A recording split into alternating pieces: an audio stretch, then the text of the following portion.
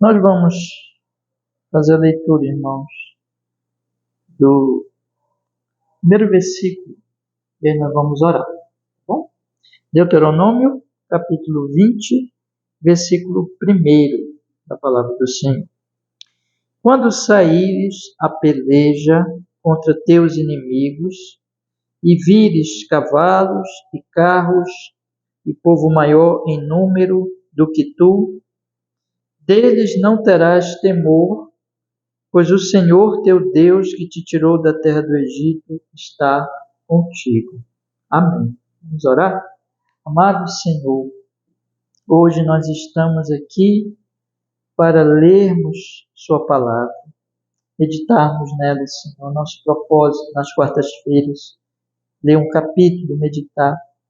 Fale conosco, Senhor, que o Espírito Santo, Ele nos ilumine para nós podermos compreender este capítulo tão importante. E o Senhor aplique a nossa vida para a nossa edificação, para o nosso crescimento em piedade no Senhor Jesus. Perdoa, Senhor, os nossos pecados por Cristo e nos fortaleça nos seus caminhos para o seu louvor. Nos abençoe sempre para o nosso bem em Cristo. Amém e amém. Graças a Deus. Amém, meus irmãos. Irmãos, este capítulo 20, ele vai falar da preparação do povo de Deus para a guerra, aquilo que nós podemos chamar de guerra santa. Por que nós podemos chamar assim? Porque é uma guerra do Senhor, é uma guerra que Deus ordenou. O povo de Deus, ele está ali às margens do Jordão,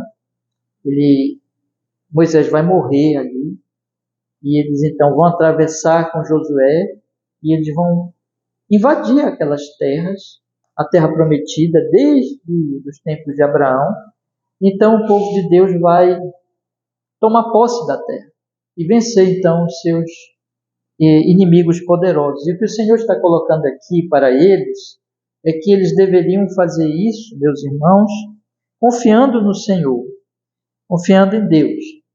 Então, este último discurso de Moisés, são 3 discursos que eu tenho falado para vocês aqui, o livro de Deuteronômio, que Moisés vai relembrar a lei, aplicar a lei, dar instruções. Na verdade, esses 3 discursos, eles têm também o objetivo de preparar o povo de Deus para essa guerra santa, para que eles pudessem, então, orientados, não confiando nos seus próprios pensamentos, mas orientados por Deus, saber como deveriam fazer isso. Então, todo livro, ele tem, um dos objetivos do livro é exatamente esse, né? Então, aqui o que nós temos, irmãos, são orientações muito importantes para essa guerra. E para nós, do tempo do Evangelho de Cristo, tempo da Nova Aliança, evidentemente nós não somos chamados a praticar, a empreender uma guerra santa. Vocês sabem que no mundo sempre tem guerra. E agora nós estamos vivendo aí um período de guerra lá no Oriente.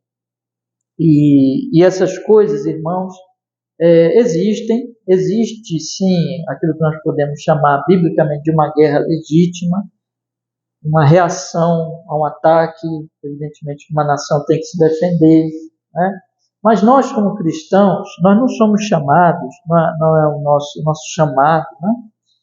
Realizarmos uma guerra como era na época de Israel, ou seja, nós não somos uma nação, a igreja não é uma nação, mas na verdade a igreja ela está espalhada por todas as nações do mundo, e ela não é chamada, por exemplo, para lutar por um território, invadir territórios, nada disso. Mas existe uma guerra, sim. Existe uma guerra. Agora mesmo tivemos a nossa aula aqui com o nosso irmão Fábio, Maurício, em que nós procuramos mostrar que existe, então, a verdade da santificação. E a santificação, ela envolve uma guerra, que nós podemos chamar de guerra santa também, de uma guerra do Senhor. A nossa guerra não é contra os seres humanos, não é contra a carne, não é contra o sangue, não é contra as pessoas, mas é contra os poderes do mal, os poderes do pecado, os poderes de Satanás, da nossa própria natureza pecaminosa, do mundo. Então, os cristãos, eles estão envolvidos numa guerra santa, né? Então, nós podemos, assim, tomar estes versículos, irmãos, os princípios deles, fazendo um paralelo entre o que aconteceu lá e o que acontece aqui conosco no sentido dessa guerra santa. Além de outras lições que nós podemos tomar aqui desses versículos, irmão, desses 20 versículos, para os nossos dias hoje. Tá? Esses versículos, eles são divididos, irmãos, nós podemos colocar assim, em primeiro lugar, existe a primeira parte do capítulo, ele é um chamado para que o povo de Deus, ele confie no Senhor, deposite a sua fé em Deus, mostrando que aquela guerra, ela seria uma guerra não pela força humana, mas pelo poder de Deus. Realmente era Deus que iria dar a vitória para eles nesta guerra. E a segunda parte, meus irmãos, como diz aqui, a partir do versículo, irmãos, a partir do versículo aqui 10, mais ou menos, nós vamos observar as instruções do Senhor para exatamente como eles deveriam fazer quando chegassem nas cidades que eles iriam então tomar posse. Existe aqui uma diferença entre aquelas cidades, aquelas nações que estavam na terra prometida mesmo, né? E das nações que seriam, vamos dizer assim, a expansão do povo de Deus. Tá? Nós vamos observar isso aqui. Existe, para aqueles que estão fora ali da terra propriamente dita, um chamado para a paz. Mas para esses, que o povo de Deus iria tomar posse, que estariam ali próximos a eles, não existe um chamado para a paz. Existe apenas, realmente, a guerra. E é interessante nós observarmos isso, né? Eu preciso também dizer para os irmãos uma outra coisa aqui antes de nós entrarmos no texto. Quando nós olhamos um texto desse, é um texto que tem a sua dificuldade. Por exemplo, é exatamente nisso que eu falei. Deus, um certo grupo de nações ali, de povos, Deus não disse para Israel fazer um acordo de paz. Mas Israel teria que chegar e matar realmente aquelas pessoas. Isso incluiria, inclusive, crianças. E é um texto, portanto, que causa uma dificuldade, irmãos, por causa disso. Nós já estivemos lidando aqui com textos que tratam dessa situação. Mas um ponto aqui importante nós percebermos é que, na verdade, de maneira ali, pela guerra, Deus estava trazendo juízo sobre aquelas nações. Né? O Senhor é que estava, na verdade, trazendo juízo, morte, destruição pelas nações, que isso é consequência, irmãos, dos pecados dos povos. A justiça de Deus continua operando hoje. Nós não podemos, irmãos, entender todos os caminhos do Senhor, mas ainda que hoje, e graças a Deus por isso, nós não somos chamados, como eu disse, para fazer guerra, nós não somos chamados, muito menos, para praticar aqui esse tipo de coisa, de chegar num lugar e matar todo mundo. Não é esse o papel da igreja, muito ao contrário. A igreja tem um chamado de vida, do Evangelho, né? No entanto, nós sabemos que Deus continua sendo o mesmo no sentido de trazer justiça, né? E que a morte e a destruição, as dores existem no mundo por causa do pecado e por causa de que os homens eles têm se oposto a Deus, a humanidade tem se oposto a Deus. Isso nós devemos também lembrar. No entanto, o Evangelho é o Evangelho da graça, o Evangelho é o Evangelho que chama as pessoas para o arrependimento, sem merecimento nenhum, mas por causa da graça do nosso Deus em Cristo Jesus. Então, irmãos, eu fiz aqui essas considerações introdutórias para nós podermos entender aqui o texto. Eu quero agora ler com vocês, e na medida como eu tenho feito, nós sentimos a necessidade, né? Nós vamos dando as explicações. Eu convido vocês, então, a tomarem as suas Bíblias aí em Deuteronômio capítulo 20. Nós vamos ler e meditar nesse texto da Sagrada Escritura. Capítulo 20, verso 1. Quando saíres a peleja contra os teus inimigos e vires cavalos e carros e povo maior em número do que tu, deles não terás temor, pois o Senhor teu Deus que te tirou da terra do Egito está contigo. Aqui o Senhor coloca o efeito psicológico dos carros e dos cavalos que essas nações já tinham e que pelo menos nesse momento Israel ainda não tinha, ainda não possuía esses equipamentos de guerra. E que produziam um efeito, como eu disse, um efeito psicológico, porque aquilo dava medo, né? Então, Deus está dizendo assim, quando vocês virem, vocês tomarem contato com essas nações, e vocês virem esses instrumentos de guerra, não temam. Não temam por quê?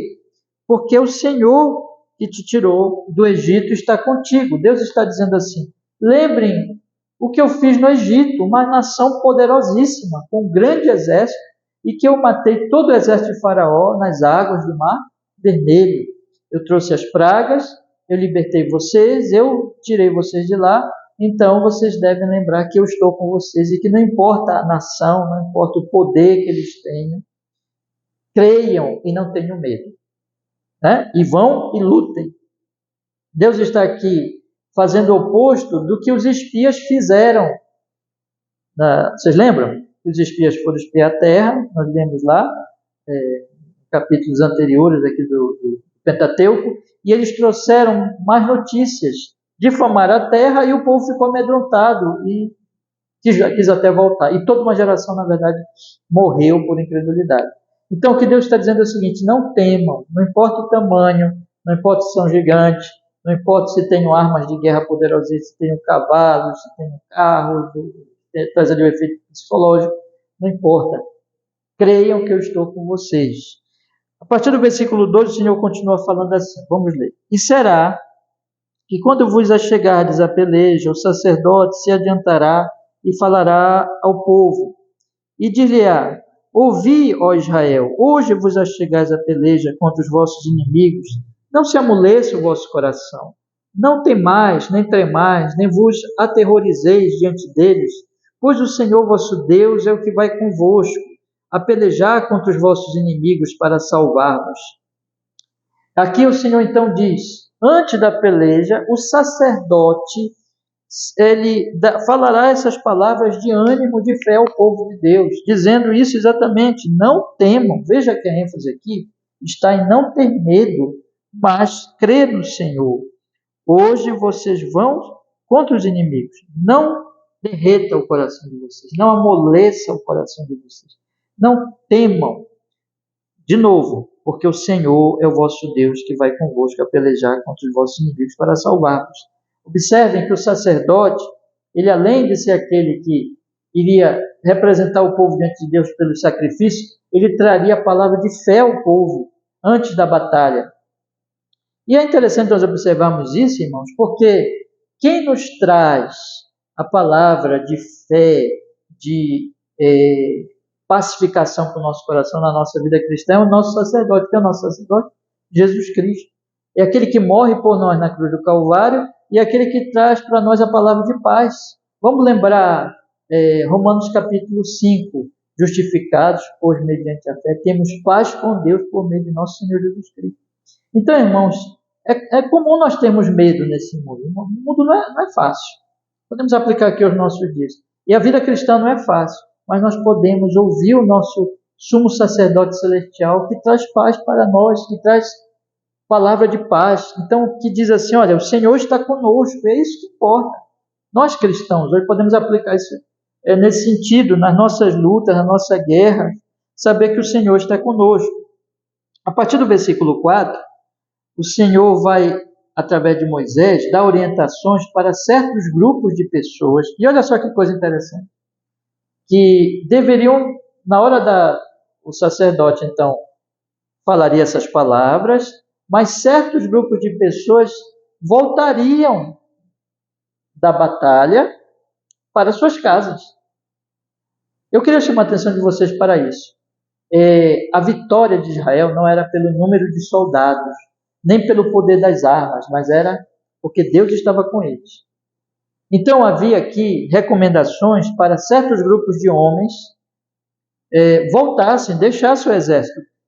Quando se deixa o exército, o que acontece? Vamos dizer assim, vou colocar aqui um número simbólico. Se tem 1000 pessoas no exército e volta, por exemplo, ainda que seja assim, vamos colocar um número aqui, volta a 100, né?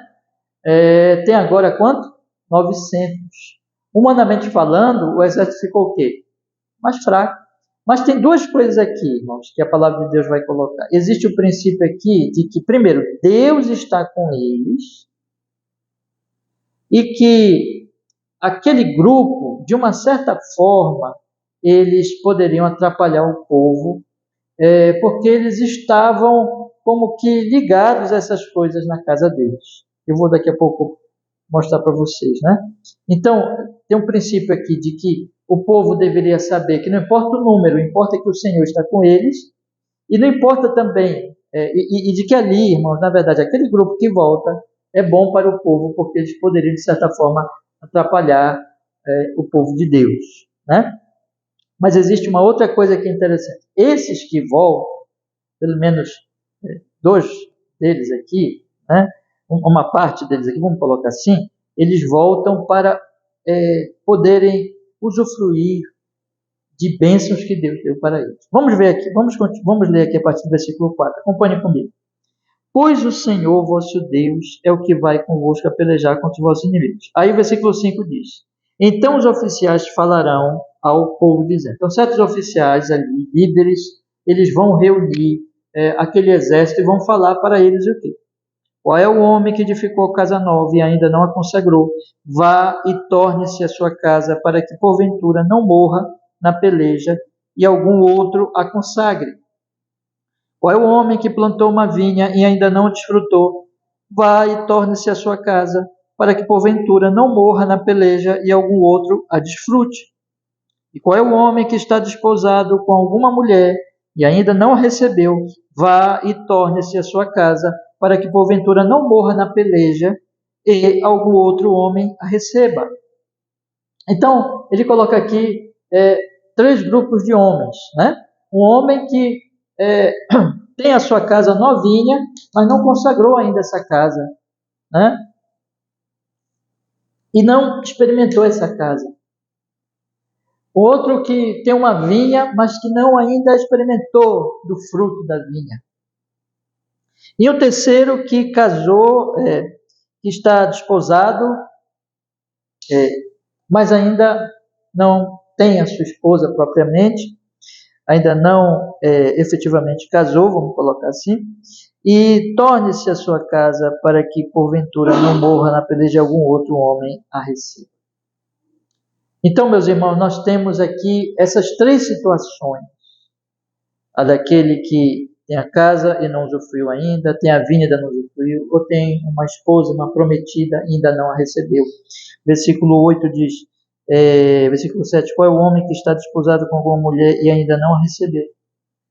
Então, esses homens têm essas bênçãos de Deus, mas ainda não usufruíram delas. A casa, o fruto e a esposa. Bênçãos dessa vida. O que o Senhor está mostrando aqui? O Senhor está mostrando que Deus que nos dá, irmãos, essas bênçãos, Ele quer que nós experimentemos delas. Ou seja, a vida com Deus, muita gente pensa assim, né? Que se eu vivo com o Senhor, eu vou ter que deixar de experimentar as coisas boas da vida, porque servir a Deus, ser cristão, negar os prazeres, negar as coisas boas da vida. Muito ao contrário, meus irmãos. Servir ao Senhor é realmente experimentar as coisas boas da vida, porque você vai experimentar como bênçãos de Deus. Deus não quer negar as coisas para nós. Deus nos abençoa. A questão é, nós não fazemos dessas coisas o quê? Ídolos, né? Por quê? Vejam, nós vamos encontrar uma parábola do Senhor Jesus Cristo, porém, dizendo que pessoas vão deixar de seguir a Cristo por causa de casa, por causa de frutos, por causa de casamentos. A questão não são as bênçãos, não são essas coisas que Deus nos dá e que Deus Ele quer que nós experimentemos como bênção dele. A questão é quando nós tomamos essas coisas e deixamos a Deus. O Evangelho, ele coloca tudo em ordem, né? Porque é a idolatria que desorganiza a nossa vida, faz com que nós desprezemos a Deus, que deve ser o nosso Senhor, e adoremos a casa, adoremos os frutos, adoremos a família. E Deus então coloca assim, usufrua dessas coisas. Usufrua dessas coisas, experimente isso, mas faça tudo isso para mim, para a minha glória, para o meu louvor. Então é interessante que aqui na guerra o Senhor diz assim, você não experimentou ainda? Você pode morrer na guerra e vai ficar lá a tua casa. e outro vai tomar a tua casa. Outro, ainda não comeste do fruto, outro vai comer do fruto. Tu ainda não recebeste a tua esposa, outro vai receber. Pode morrer, então deixa, e vai. Experimenta as bênçãos. Não é interessante isso? Agora, tinha um outro elemento aqui também, irmãos, de que Deus, Ele não quer que as pessoas estejam indo para a guerra, mas pensando lá, né? Vamos colocar assim, o jovem que vai para a guerra, mas fica pensando na sua esposa, que na verdade ainda não a recebeu. Ele vai acabar, é provável aqui também que haja esse sentido, porque daqui a pouco o Senhor vai falar do homem que tem medo, né? Que iria contaminar ali o resto do exército. Então, é possível que Deus também estava falando que aquele que não está realmente focado na guerra, exatamente porque não experimentou ainda essas bênçãos, deixou lá. Ele não deveria ficar, porque ele poderia atrapalhar o povo de Deus, no foco que eles tinham de tomar posse da terra. É interessante, irmãos, então, chama a atenção de você para a questão do nosso foco, para a questão daquilo que nós devemos realmente priorizar na nossa vida. A primeira coisa, irmãos, sempre na nossa vida deve ser o Senhor, né? E nós não podemos perder o foco das coisas por causa de nada. Há um princípio também aqui que eu queria deixar para vocês. Mas vamos colocar aqui a última recomendação antes deles irem realmente para a guerra, que Moisés dá aqui. Leia comigo, a partir do versículo 8. E continuarão os oficiais a falar ao povo, dizendo: qual é o homem medroso e de coração tímido? Vá e torne-se à sua casa, para que o coração de seus irmãos não se derreta como o seu coração. E será que quando... Tá bom, vamos parar aqui. Nesse versículo 8 eu preciso comentar. Veja, finalmente, agora está falando do medroso. Aquele que começa a ficar tímido, medroso, e ele vai demonstrar que está com medo. Ele vai começar a tremer na guerra, ficar com medo, apavorado. E aquilo vai contaminar os outros, porque o medo é contagioso. E o Senhor diz assim: volte para que os outros não sejam contaminados, para que não derretas o coração dos outros. Volte. Isso aqui, meus irmãos, é muito interessante, porque o Senhor está colocando aqui para nós que exatamente isso. Vamos aplicar ao nosso tempo. Nós devemos pensar que o nosso medo, que nossas dúvidas, as nossas angústias, elas devem encontrar paz em Deus, no Senhor. Que nós devemos colocar tudo nas mãos do Senhor. É normal ter medo, meus irmãos, é normal. Nós podemos sentir medo. Mas o ponto aqui que eu quero chamar a atenção de vocês é que nós devemos levar o nosso temor e a nossa ansiedade ao Senhor e buscar nele a paz e a tranquilidade. Né? Esse é um aspecto. O outro aspecto é que o nosso medo pode contaminar outras pessoas. Nós devemos nos aproximar de Cristo para que, tendo fé e tendo paz em Cristo, nós possamos animar as pessoas, não derreter o coração delas. Entende? Queria chamar a atenção de vocês disso. Mas Deus aqui condescende, né? Outro aspecto interessante é que Deus cuida do seu povo para que o coração deles não seja derretido, irmãos, e eles possam então ir para a guerra com fé. O ponto aqui é que o Senhor está infundindo neles a esperança, a fé, a coragem, e está fazendo com que aqueles que, vamos colocar assim, pudessem perturbar isso neles, sejam afastados. Olha, volte, para que o povo não tema. Confie no Senhor. Existe um paralelo muito interessante entre o Senhor Jesus e os discípulos ali, quando ele estava para morrer na cruz, irmãos. E é interessante porque Jesus protegeu os seus discípulos quando os soldados chegaram. Vocês lembram daquele momento que os soldados chegaram? E até o Pedro cortou a orelha de Malco, né? Você lembra disso, né? Mas o Senhor protegeu ali os discípulos, não colocando eles em prova, que eles só iriam experimentar essa prova mais tarde. Eles ainda não estavam preparados. E é interessante fazer esse paralelo, porque o Senhor, Ele nos protege, irmãos, de provas muito difíceis que poderiam tirar o nosso ânimo e poderiam, vamos dizer assim, nos deixar em muito pavor e medo. Então, Deus ele tem a sua sabedoria aqui. É interessante nós notarmos como o Senhor sabiamente tira o medroso, protegendo o seu povo do medo, porque o medo iria atrapalhar na guerra. Então, Jesus também lá protegeu o seu povo lá, os discípulos, não deixou eles passarem por provas que ainda não estavam preparados, né? Foi trabalhando com eles, com sabedoria. O Senhor cuida de nós, inclusive olhando para a nossa fraqueza. Então, por exemplo, o medroso aqui, ele afastou, né? Ainda não está preparado. E protegeu também os corajosos do medroso não contaminar e tirar a coragem deles. Então, queria deixar para vocês como Deus é sábio e como isso é consolador também em relação às nossas dificuldades desta vida, irmãos. Mas, por último, existe um aspecto aqui ainda nesse ponto que eu queria chamar a atenção dos irmãos. É que eu disse para vocês agora, Deus não precisa de grande número. Deus está dizendo assim, o que tem uma casa nova, volte. Aí diminui o exército. O que tem uma vinha nova, volte. Aí diminui mais o exército. O que tem uma esposa que ainda não recebeu, volte. E diminui mais o exército. O medroso, volte. E diminui mais o exército. Então tirou aqui 4 grupos. O da casa, o da vinha, o da esposa e o medroso. Aí a gente pode pensar assim, Senhor, vai diminuir. Mas Deus não precisa de número. Quem iria dar vitória não era o exército em si, mas era o Senhor. Então, irmãos, é isso. A graça de Deus é que nos sustenta. O Evangelho de Cristo. Irmão, nós temos que só olhar para Cristo e confiar nele. E descansar no seu poder, que nele, como nós estamos estudando aqui com os irmãos aqui na aula, né? Antes do culto, é ele que nos dá todas as coisas, tudo é pela graça. Porque a nossa fé deve ser nele, não é pelo nosso poder. E graças a Deus por isso, porque se fosse pelo nosso poder, já estaríamos derrotados, né?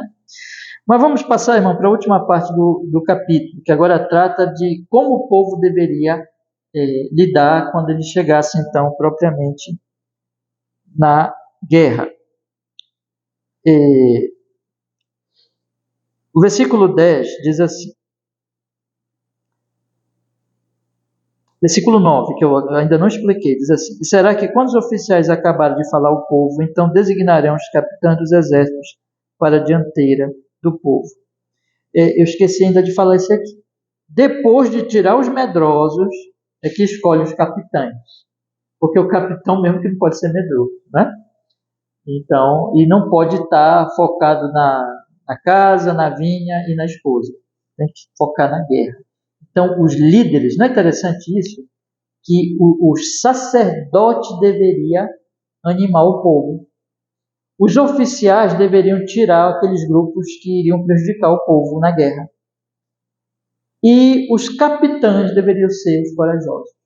Isso mostra, irmãos, que a igreja precisa de liderança fiel, cheia de fé, né?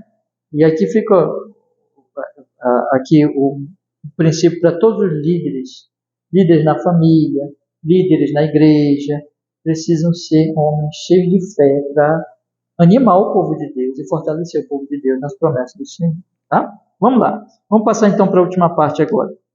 Diz assim, versículo 11, versículo 10, desculpe, irmãos. Quando chegardes a alguma cidade para combatê-la, apregoar-lhe-ás a paz. E será que se te responder em paz e te abrir as portas, todo o povo que se achar nela te será tributário e te servirá. Porém, se ela não fizer paz contigo, mas antes te fizer guerra, então a sitiarás. E o Senhor teu Deus a dará na tua mão, e todo homem que houver nela passarás ao fio da espada. Porém, as mulheres e as crianças e os animais, e tudo o que houver na cidade, e todo o seu despojo tomarás para ti. E comerás o despojo dos teus inimigos que te deu o Senhor teu Deus. Assim farás a todas as cidades de que estiverem muito longe de ti, que não forem das cidades destas nações. Porém, das cidades destas nações que o Senhor teu Deus te der em herança, nenhuma coisa que tem fôlego deixarás com vida. Antes destruí-la-ás totalmente, aos heteus, aos amorreus, aos cananeus, aos perizeus, aos heveus e aos jebuseus, como te ordenou o Senhor teu Deus, para que não vos ensinem a fazer conforme a todas as suas abominações que fizeram a seus deuses e pequeis contra o Senhor vosso Deus.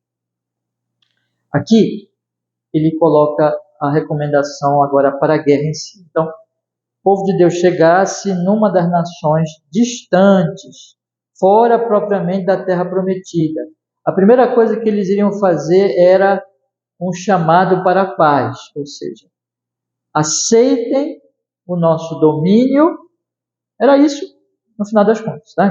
Aceitem o nosso domínio e vocês vão viver em paz. Nos servirão e ninguém morre.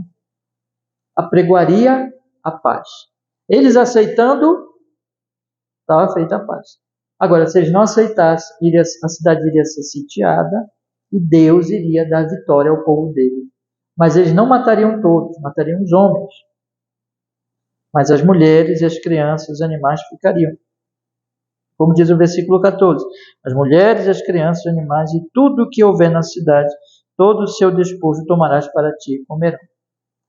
Então, era um tratamento, irmãos, diferenciado entre aquelas nações mais distantes para as nações da própria terra prometida. Da própria terra prometida, essas cidades das nações que o Senhor teu Deus te dá em herança, versículo 16, nenhuma coisa que tem fôlego deixarás com vida. Ou seja, no caso dessas nações da própria terra, não haveria acordo de paz. Israel chegaria e mataria tudo, irmão. E Deus dá um motivo aqui, para que eles não contaminassem Israel com as suas idolatrias. É uma palavra difícil, né? Porque chegava matando mesmo, matando todo mundo, inclusive crianças. Todos. E aqui o Senhor dá um motivo aqui, é para que eles não contaminassem Israel. E um outro motivo que o Senhor já tinha dado anteriormente é porque aqui eles já tinham chegado no limite vamos dizer assim, o cálice, é como esse copo aqui, né? É como esse copinho aqui descartável. Então, aqui ele está ainda, eu já bebi um pouquinho da água, mas ele ainda tem espaço aqui. Era assim. Enquanto tinha espaço, não via o juízo, mas chegava um momento que vinha o juízo.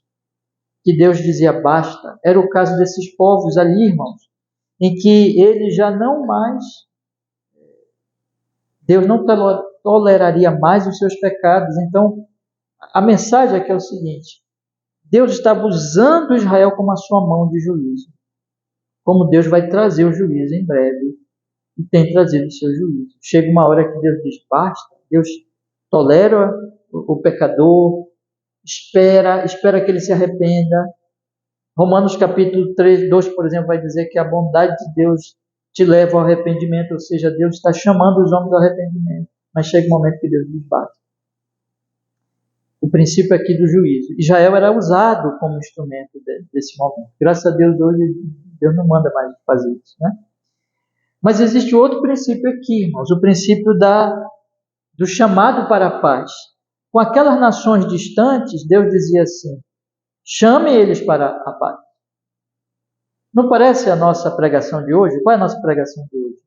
Chame os homens para a paz. É o que nós fazemos hoje na pregação do Evangelho. O que é que nós fazemos? Nós dizemos assim para os homens: homens, Deus está irado com vocês. Mas Ele anuncia: arrependam-se dos seus pecados. Creiam no Filho dele, porque Ele é o príncipe da paz. Se vocês crerem, vocês estarão em paz. É interessante isso, irmãos, que existe aqui uma mensagem de juízo, e juízo para aqueles que não aceitassem a paz, e existe uma mensagem de juízo que nem mesmo a paz é apregoada para um certo grupo de pessoas. O que Deus está mostrando aqui, no final das contas, podemos tirar princípios aqui interessantíssimos aqui desse trecho, é que a salvação sempre é pela graça, a paz sempre é pela graça. E é esse o evangelho que nós anunciamos, a boa notícia da graça. Mas quando Deus traz juízo, Ele está fazendo justiça. Justiça. Por isso nós devemos ser gratos pela sua maravilhosa graça. E por último, irmãos, os 2 últimos versículos aqui tratam, olha só que coisa, de árvores. De árvores. A guerra, ela não podia ser abusiva. A guerra santa, ela tinha um propósito, que era dar posse da terra para o povo, né? Eu esqueci agora de falar uma outra coisa importante, irmãos, que Deus diz aqui que o povo pode contaminar, né? O seu povo da idolatria. É um princípio aqui importante, nós temos que ter cuidado com a contaminação da idolatria para a vida da igreja, ok? Mas vamos lá, vamos pensar agora nas árvores. A guerra não podia ser abusiva. Tem um outro ensino aqui, que Israel não podia simplesmente empreender essa guerra santa por um impulso indiscriminado, destruidor de tudo que tinha pela frente. Vamos ler os 2 versículos? Leiam comigo, 19 e o 20. Olha aí. Quando sitiares uma cidade, por muitos dias, pelejando contra ela para a tomar, não destruirás o seu arvoredo, colocando nele um machado, porque dele comerás, pois que não o cortarás, pois o arvoredo do campo é mantimento para o homem, para empregar no cerco. Mas as árvores que souberes que não são árvores de alimento, destruí-las-ás e cortá-las-ás, e contra a cidade que guerrear contra ti, edificarás baluarte, até que esta seja vencida. Eles não tinham então que chegar, movidos por uma fúria irracional, e derrubar tudo quanto era árvore para usar ali no sítio da cidade, né? Ao sitiar a cidade. Mas eles tinham que usar apenas as árvores que não davam fruto para isso. Veja a racionalidade aqui, tá? E as árvores que davam fruto, eles deixavam para se alimentar do fruto. Então, não era uma coisa, irmãos, indiscriminada, enfurecida, sem uma racionalidade, sem um uso adequado para o próprio benefício do povo. Deus diz assim: a árvore é para o alimento, então não destrua a árvore. Não fica aqui para nós, então, um princípio importantíssimo, irmãos, que em todo nosso empreendimento verdadeiramente cristão, religioso, e na nossa guerra santa hoje, que é a guerra espiritual, tudo que sai da racionalidade, tudo que deixa se levar pela fúria, sabe, por aquela coisa sem pensar, sem meditar, sem avaliar o que é proveitoso, sem avaliar o que pode ser usado para o próprio benefício do povo de Deus, mas uma coisa assim, irracional, louca, isso não é guerra santa. Isso não é a nossa guerra espiritual. Isso aí nós podemos chamar o quê? De fúria destruidora e até mesmo de fanatismo. O que é o fanatismo? O fanatismo é quando as pessoas, às vezes em nome de Deus, se tornam extremadas, se tornam irracionais, enlouquecidas e destrutivas, destrói a própria vida, destrói a vida dos outros, sem pensar no que é realmente útil, proveitoso, frutífero, sem pensar no seu próprio bem, no bem do próximo. Tem muito disso na religiosidade, irmãos, em outras áreas também, né? Tem isso também, tem um fanatismo na política, não tem só na religião, tem um fanatismo na política, tem um fanatismo nas ideologias, em todas as áreas. É quando sai da razão e se torna então uma coisa enlouquecida, enfurecida, sem pensar nas consequências, sem pensar no proveito das árvores frutíferas, né? É interessante nós pensarmos então, irmãos, nesse aspecto, e entendermos que tudo que é de Deus é racional, é prudente, avalia os frutos, avalia ali se tem as frutas ali, o que pode ser aproveitado, não é enlouquecido. Cristo, o Evangelho, nos leva a sermos serenos e tranquilos e não fanáticos, né? Eu queria que vocês guardassem também, irmãos, isso, porque até na guerra Deus está colocando assim, olha, não destrua todas as árvores mas use apenas aquelas que vão ajudar vocês no sítio da cidade. Concluindo então, meus irmãos, eu queria deixar para vocês esses ensinos aqui. Nós tratamos de várias coisas aqui hoje, lendo e meditando aqui, e passamos assim por cima mesmo, tanta coisa que poderíamos tirar, mas eu queria que vocês guardassem isso. Em resumo, nós podemos fazer um paralelo daquela guerra santa com a nossa guerra santa de hoje, que não é física, né, mas é espiritual, pensando assim, irmãos, a guerra é pelo Senhor, não é pelo nosso poder. Então confiemos nele. A guerra, meus irmãos, não envolve deixar de usufruir das coisas boas da vida. No entanto, as coisas boas da vida não devem nos atrapalhar no foco da guerra, que é o quê? O Senhor e a glória do seu nome e a nossa luta contra todo o pecado. As coisas da vida não devem ser nossos ídolos, mas o Senhor é o nosso Deus em Cristo. Então existe um princípio aqui. Aprendemos também que o medo, irmãos, ele atrapalha. E o medo vem, nesse caso aqui, da falta de confiança no Senhor. Mas que a paz vem quando nós olhamos para Cristo, nós olhamos para a promessa de Deus e descansamos nele. Aprendemos, irmãos, aqui também que nós somos chamados, irmãos, para infundir nos nossos irmãos a paz, a alegria do Espírito Santo. E devemos ter cuidado para não colocar medo nele, né? E nem contaminá-los com medo. Especialmente a liderança tinha que ser aquela que levaria o evangelho, a boa notícia, digamos assim. No nosso caso, aplicando aqui no nosso caso hoje, pastores, líderes de famílias devem animar os seus liderados no evangelho de Cristo, na paz de Cristo. Aprendemos também, irmãos, que o nosso trabalho aqui, a semelhança do exército de Israel, é apregoar a paz e chamar as pessoas para a paz. Lembrando, no entanto, que Deus trará o seu juízo, como trouxe aqui, aqueles que não aceitam a paz. E aprendemos que na guerra santa nós temos que olhar para o fruto, as árvores frutíferas dos seus frutos, e não destruir tudo. Se destrói tudo, não é guerra santa, é guerra do fanatismo, é guerra da loucura, que não segue a sabedoria e a prudência. Então, que nós guardemos aqui esse ensino também, que o Evangelho nos torna prudentes, tranquilos, produtivos. Deus nos abençoe, irmão. Vamos orar? Vamos pedir que Deus aplique, né, esses ensinos na nossa vida hoje. Senhor, muito obrigado que nós podemos hoje aqui, Senhor, meditar neste capítulo tão precioso, tão maravilhoso, Senhor, da sua palavra, tão cheio de instrução, e pedimos que o Senhor aplique, nos instrua, nos edifique na guerra santa que nós temos hoje, Senhor, que não é mais essa guerra por território, mas é a guerra espiritual, que o povo de Deus todo é chamado a empreender contra a carne, contra o mundo, contra o maligno, que a vitória já é nossa em Cristo Jesus. Que nós, Senhor, sejamos aqueles que apregoemos a paz e que alertemos as pessoas do juízo vindouro e que apontemos para ela que Cristo é o Salvador e o Redentor.